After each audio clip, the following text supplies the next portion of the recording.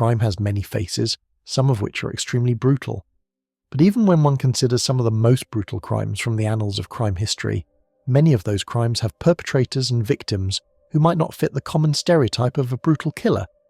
Statistically speaking, the most brutal crimes are perpetrated by adult males. The majority of serial killers and the overwhelming majority of mass murderers are also men. Perhaps this goes without saying, since many of the most brutal crimes on record often have a sexual assault component. Adult men are also physically stronger on average, and statistically more prone to violence than other demographics.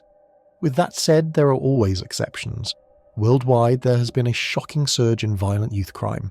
In the United States, the crime rate in general declined in the early 1980s, but the percentage of juvenile offenders actually went up. Most of the increase in America's youth crime rate was the result of drug and property offences, but there has also been an increase in juvenile assaults, murders and sexual assaults. One only has to watch the local nightly news in any major American city to hear about cases where juvenile offenders have committed violent assaults and even murders. The senselessness of some of these crimes defies explanation, and there seems to be no answers or solutions on the horizon for the trend in general. Some youth crimes stand out more than others due to their extreme brutality. In 1983, two California teenagers named Cindy Collier and Shirley Wolfe brutally murdered an elderly woman in her home for no other reason than it was fun.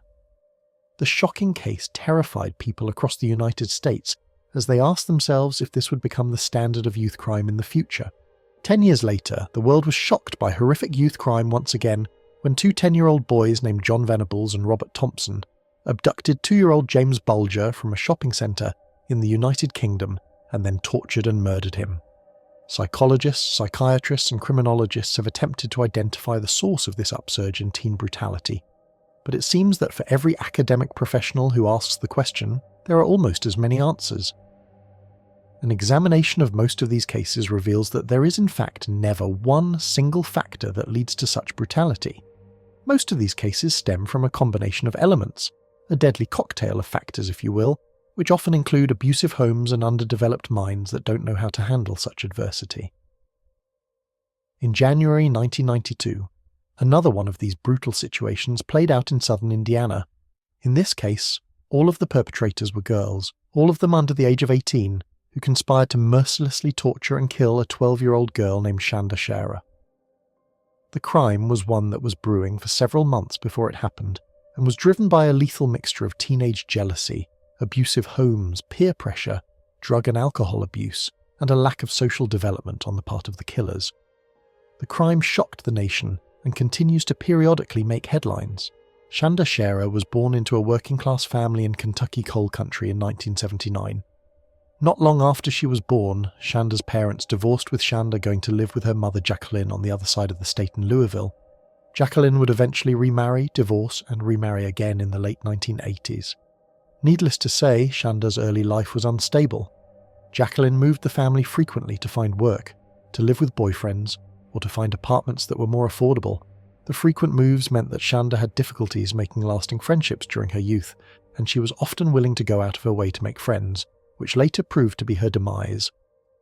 By the late 1980s, the familial situation had stabilized somewhat for Shanda though, as her mother remarried for the third time, and they settled down in the Indiana suburbs of the Louisville metropolitan area.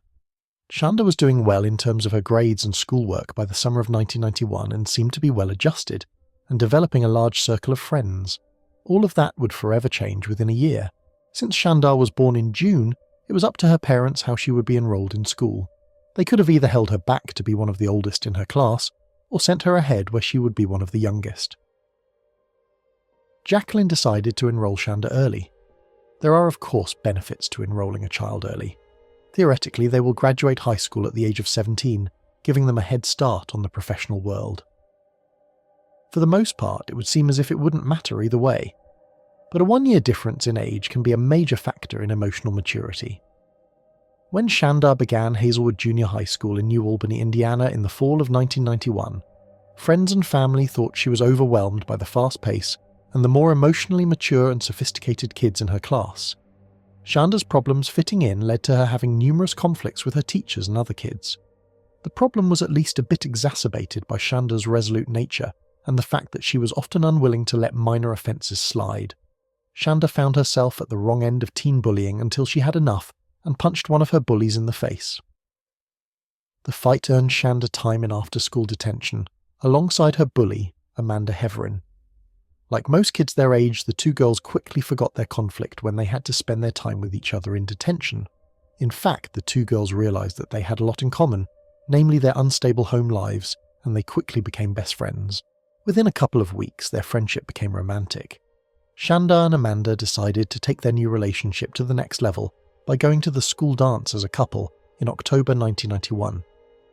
Although American society was generally less tolerant of gay couples in 1991, especially concerning teens, the two girls didn't have any problems at the dance because of their sexual preferences. They did run into a problem, though, that ruined their night and ultimately ended Shanda's life. Among the scores of kids at the dance was a 14-year-old girl named Melinda Loveless. Melinda was an extremely troubled girl, with little positive happening in her life at the time. Loveless thought that Amanda was her girlfriend, so when she saw her with Shanda, she exploded. Although there wasn't a physical confrontation that night, Melinda let Shanda know in no uncertain terms that she was stepping into her territory. The confrontation at the school dance was followed by other public confrontations, one where Melinda threatened to kill Shanda if she didn't break up with Amanda. Eventually, Shanda's mother and stepfather found out about their daughter's sexuality and her ongoing conflict with Melinda Loveless. They were not pleased that Shanda appeared to be a lesbian, but they wrote it off as a phase that a lot of girls her age were experimenting with. They were much more concerned with Melinda Loveless. Shanda's mother heard that Melinda had quite the reputation in the area for engaging in promiscuous sex, using copious amounts of illicit drugs, and using violence when she didn't get things her way. Clearly, Melinda Loveless was the type of kid that instills fear in the hearts of most parents. Shanda's parents saw Amanda Hervin as the source of their daughter's problems, so they took her out of the public school and enrolled her at Our Lady of Perpetual Help High School in New Albany. They hoped that the change would do their daughter good, and that she would make new friends who were more stable and normal. Shanda's first couple of months at Our Lady seemed to confirm that she just needed a change of scenery. She was in cheerleading, volleyball, and basketball, and seemed to have made a new group of friends. But she kept seeing Amanda in secret. Amanda's and Shana's secret love affair became even more intense until it finally erupted into a night of unmitigated violence. By their nature, teenagers are social creatures. Teens form kinship groups in high school based on factors such as similar tastes in music or clothes, interest in sports, or participation in academic clubs. For Melinda Loveless and her friends, they were united by their generally antisocial attitude and their desire for drugs and alcohol. And there is no doubt that Loveless was their leader. In many ways, Melinda Loveless was the poster child for the general problem of youth crime in America. She was born into a terrible situation, which was only made worse by the decisions she made during her teen years. Loveless was born in 1975 to a blue-collar family in New Albany, Indiana. In January 1992, she was 17, but probably saw more pain and misery in her short life than most people will in a lifetime. Melinda's father, Larry, was a Vietnam veteran who washed out of the local police department after he returned, stateside in the 1970s. Throughout all of Melinda's life, her mother Marjorie was the breadwinner in the Loveless family. Larry rarely worked, and for the most part didn't show much ambition. But Larry was very enthused about sex. Larry repeatedly cheated on Marjorie with other women, and he didn't care if his wife did the same. In fact, Larry intimidated Marjorie into engaging in group sex, and she claimed that he once had her gang raped when she upset him. According to eyewitness reports, Melinda and her two older sisters were not spared from their dad's demented sexual desires. When Larry wasn't sexually abusing his wife and daughters, he was physically beating Marjorie. The repeated sexual and physical abuse led Marjorie to attempt suicide twice, and to attack Larry with a knife on one occasion. Larry's abuse of his family continued until he grew tired of them and moved to Florida in 1990. Melinda rarely heard from her father after he left. The oldest member of Melinda Loveless' crew and right-hand woman was a girl named Lori Tackett. The oldest member of Melinda Loveless' crew and right-hand woman was a girl named Lori Tackett. Tackett was born in 1974 to an equally dysfunctional family. Her father was a convicted felon, and her mother was a fundamental Pentecostal Christian. From an early point in her life, Tackett had a difficult time conforming to her mother's strict house rules. Laurie had to observe a strict curfew and wasn't allowed to have any toys or games that her mother believed were satanic. Despite the strict Christian upbringing, Tackett would later claim that she was molested by adults close to her on more than one occasion. By the age of 12, Laurie began to rebel against her mother's rules, first in passive ways and then more directly. The squabbles and arguments between Laurie and her mother eventually led to a physical confrontation, which resulted in visits by County Child Protective Services officials. The visit didn't slow down Laurie's rebellious streak. By the age of 15, Laurie shaved her head and adopted the goth look, wearing black clothing most of the time. Laurie also told her friends and whoever would listen that she was adept at black magic and other arcane forms of knowledge. She enjoyed playing with Ouija boards until her mother took hers away and would offer to read people's fortunes either through reading tarot cards or Norse runes. Tackett also began cutting herself in her early teens. The cutting probably started as a means to gain attention and as a cry for help, but as with many kids who engage in that type of self-destructive behaviour, it became somewhat habit-forming and addictive.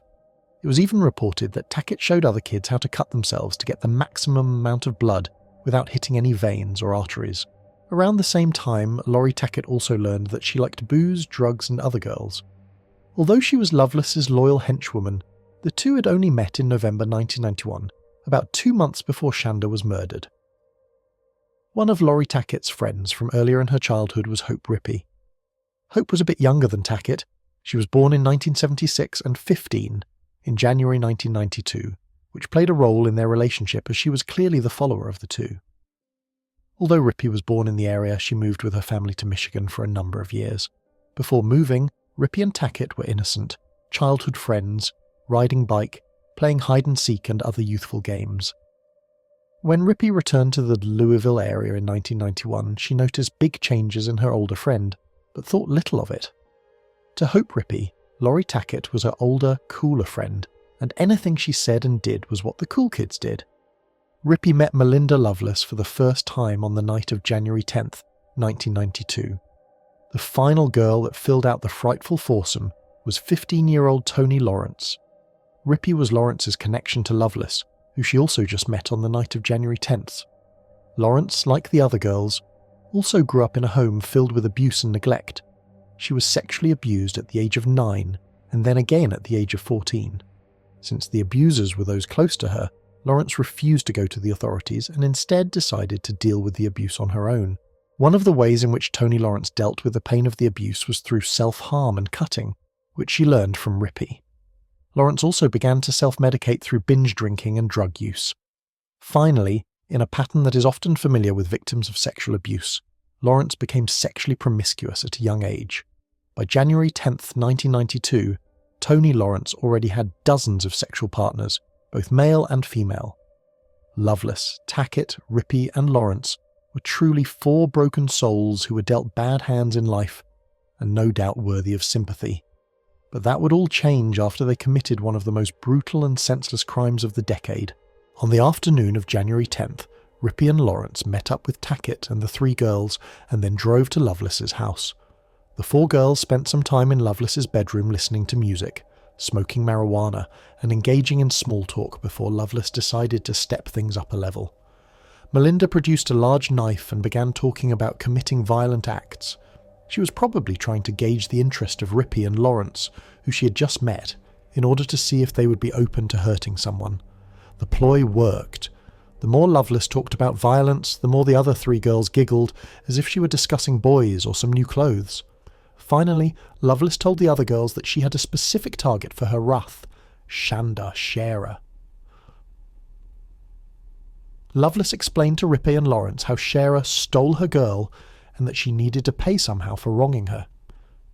Perhaps sensing that her 2 new friends were not on board with murder, or even a violent assault, Lovelace said that she wanted to use the knife to scare her romantic rival.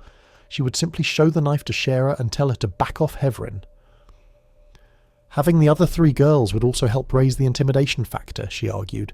Lovelace then assigned each of the girls a role to play in the intimidation plot. Since Tackett was the only one with a car, she would be the driver.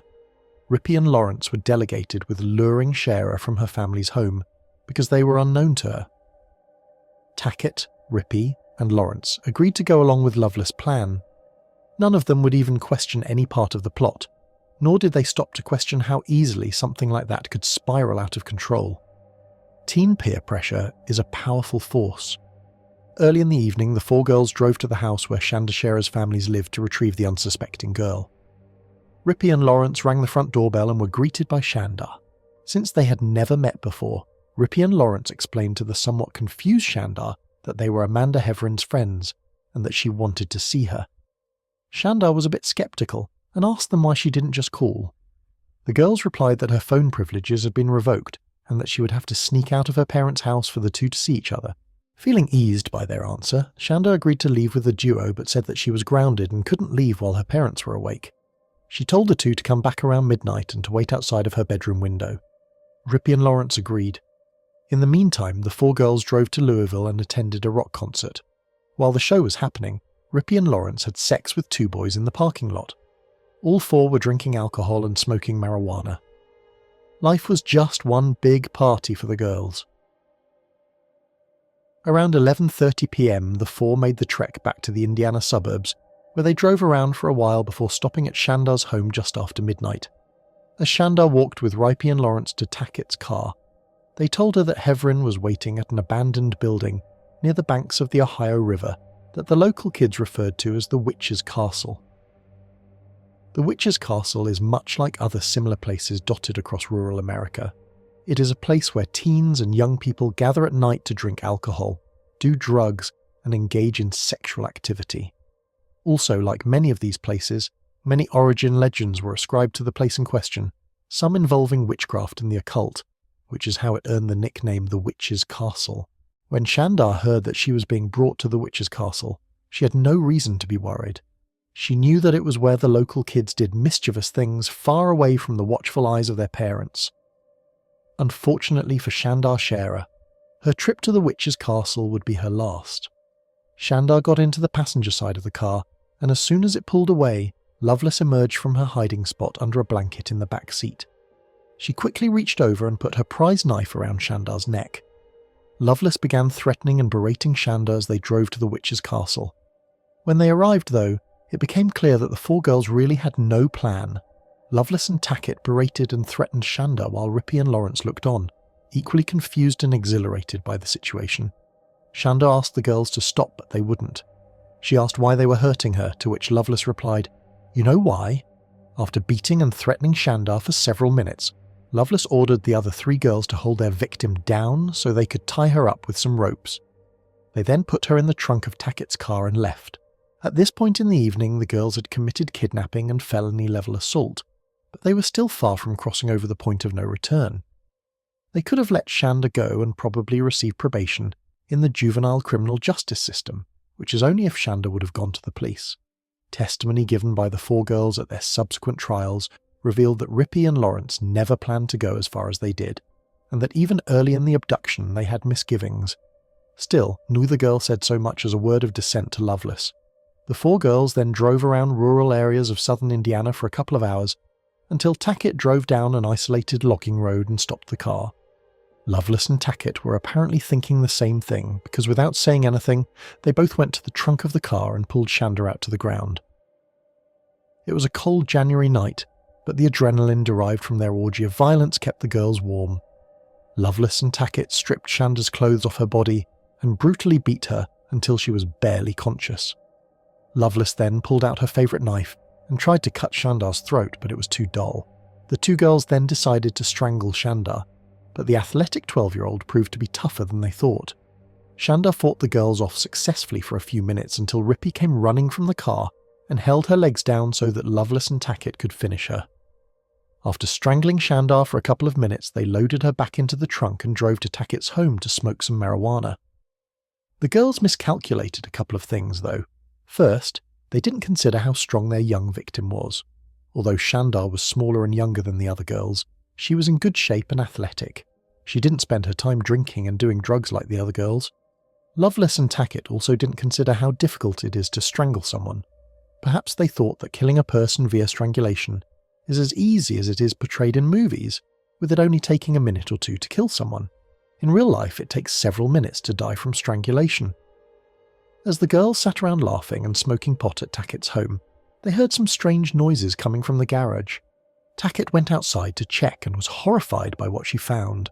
Shanda was still alive, fighting for her life in the trunk of the car. Tackett went back into the house and grabbed a paring knife from the kitchen.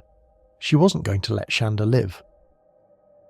After stabbing Shandar several times, Tackett shut the trunk and rejoined the other girls. The four smoked some more pot before Lovelace came up with the idea to dispose of Shandar's body. Once more, Tackett proved to be Lovelace's loyal henchwoman. Lovelace and Tackett left the other two girls at the house around 2:30 a.m. and went for another drive in the backwoods. Incredibly, Shandar was still alive. The two girls heard Shandar beating on the trunk as they drove, presumably trying to get out of her hellish prison, but there would be no mercy for Shanda Sharer on this night. The two girls pulled the car over, opened the trunk and beat Shandar repeatedly with a tire iron. They then drove to a convenience store where bought some gasoline they put in an empty Pepsi bottle. After driving around for a while longer, they finally stopped on what they thought was a fairly deserted road. They pulled Shanda out from the trunk of the car, dragged her to a grassy area, poured the gas on her, and lit her on fire. The autopsy would later show that Shanda was still alive when she was immolated. Lovelace and Tackett then drove back to the house where they met the other two girls. The four had a few laughs about the whole affair, and Tackett proposed that they have a séance in order to ask Shanda's ghost how it felt to be burned alive. The crew decided instead to have breakfast at a local McDonald's where they laughed some more about their heinous crime and made a pact to never tell anyone. Lovelace broke the pact as soon as they left when she called Hervin to tell her what she had done for her. The lack of planning and criminal sophistication on the part of the girls led to their quick capture. As soon as Lovelace told Hervin about the murder, she in turn told others. On the morning of January 11th, two passing motorists noticed what they thought was a strange-looking pile of burning debris on the side of the road. When they got out for a closer look, they were horrified to see that it was the remains of a person. They immediately called the local police. The police didn't immediately connect the discovery of the burned body to the murder of Shanda Sharer. Although Sharer's parents reported her missing, it would still be a few hours until the connection was made, which came from a confession by one of the killers. Tony Lawrence participated the least in Shanda's murder. When she went home on the morning of January 11th, her conscience began to bother her. The more she tried to forget about the screams and the blood, the louder those screams got. Finally, Lawrence went to her parents and told them about her role in the murder. Tony's parents brought her to the New Albany Police Department that night, where she gave a full confession of the crime. The other three girls were arrested the next day. The crime, of course, became a major news story throughout the United States and brought to the forefront the issues of youth crime and violence. Residents of the Louisville area were shocked and horrified that such a heinous crime could happen outside of the inner city. One of the detectives working the case, Steve Henry of the Indiana State Police, perhaps summed up the sentiments that many in the region shared. "If I said I hadn't lost sleep over this, I'd be lying," said Henry. "The hardest part of is the age of the people we're dealing with. But the young age of the girls would not be enough to spare them from doing time in an adult prison, or from even possibly getting the death penalty. There was little defense that the four girls could put up in court. The physical, circumstantial, and eyewitness evidence against them was overwhelming. The only questions were, would they be tried as adults, and if so, would they be sentenced to death? The first question was answered fairly quickly, when a judge ruled that due to the barbarity of the crime, and the fact that all of the girls were at least 15 at the time, they would be charged as adults. Melinda Lovelace and her crew were looking at doing some hard-time care of the Indiana Department of Corrections. The prosecutor kept dangling the prospect of the death penalty, which was enough to entice all four girls to plead guilty to various charges. Since Tony Lawrence was one of the youngest and the least criminally culpable of the group, the prosecutor allowed her to plead guilty to one count of criminal confinement, kidnapping, and was sentenced to a maximum of 20 years in prison. Lawrence was released from prison in 2000. Hope Rippey pled guilty to first-degree murder and was sentenced to 60 years in prison, which was later reduced on appeal to 35 years. Rippey was given parole in 2004. Lovelace and Tackett were both given 60-year sentences for leading the attack and being the primary participants. Tackett was paroled in 2018 and Lovelace was released in 2019. The case still periodically makes headlines as the girls, now women in their early 40s, have been released. The case was even profiled on one episode of the Dr. Phil show that attempted to understand why kids commit such heinous acts. It has also been featured on more than one true crime television show. The case has also been featured in academic studies by professional criminologists, psychiatrists, and psychologists. It remains one of the worst cases of child-on-child murder in the United States. To the people of southern Indiana, it will be a case that will forever haunt their once quiet country roads. Hey friends, thank you for listening to today's story. Make sure to click the notification icon to stay updated on all future narrations. I release new videos twice every day at 10 AM and 8 PM Eastern Time. If you have a story to share, please send it to the email displayed on the screen. Don't forget to subscribe to the channel, give this video a like and leave an encouraging comment. It really helps me keep bringing you more narrations like this. If you'd like to support the channel even more, you can get early access to all future narrations and bonus content over on Patreon. Thanks again for watching, and I'll see you on the next one.